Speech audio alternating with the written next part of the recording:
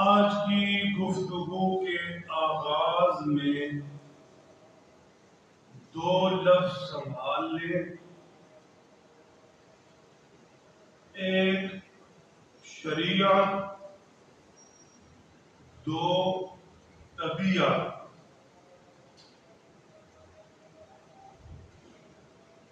ساتھ ہی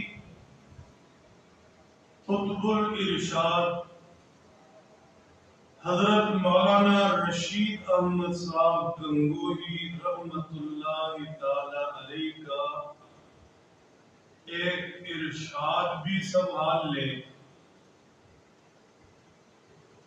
جو ہمارے شیخ المشائخ مظہر شریعت و طریقت، قائد اہل سنت، وکیل صحابہ حضرت مولانا قاضی مظہر حسین نور اللہ مرکزہ بار بار سنایا کرتے تھے۔ حضرت گنگوہی علیہ الرحمہ نے ارشاد فرمایا، شریعت طبیعت بن چکی ہے۔